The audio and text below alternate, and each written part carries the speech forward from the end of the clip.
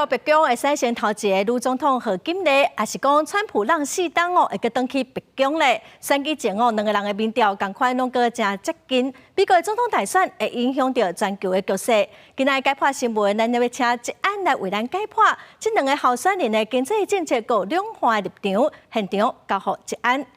是主播解破新闻，我是一案。这届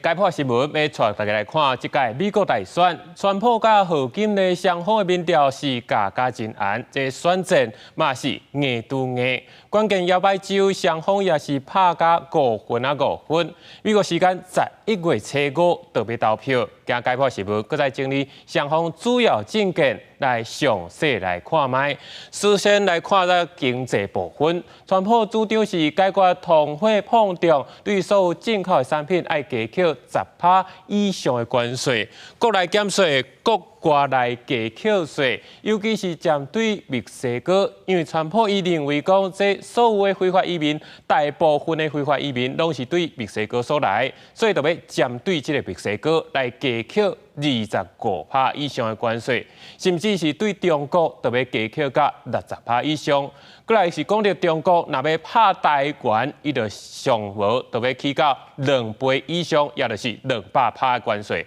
因为贺锦丽伫咧这届大选内底是提出一个叫做机会经济概念，主要是主张中产以下家庭企业来减税，针对富户甲大企业要来加扣税。因为移民的部分，川普的态度就一向是真硬，讲若准当选，一定要把所有非法移民拢赶出去，而且要伫咧边境起一堵壁，要把所有非法移民拢挡伫咧外口。今日讲到这个贺锦丽，伊做副总统的主要任务，就是要来处理这个移民问题。这届嘛是搁在保证讲会来加强边境的管制，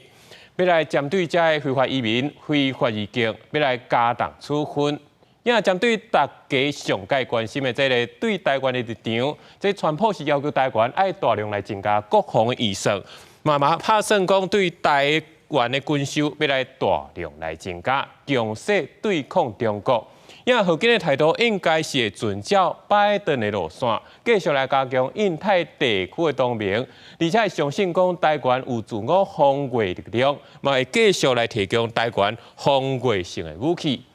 这个美国大选11月初5特别投票，12月16，这选举人会根据这个投票人的姓名，要来投票，搁再投票一届。嘛，按上明年1月初6，得来宣布这个当选的结果。因为1月20，这美国新总统得来就职。这美国大选是各界拢真关注，尤其是对于台湾的未来甲战略经济是拢有真大影响。全世界嘛是拢咧真足看。以上就是今日解破新闻，将镜头交转去主播。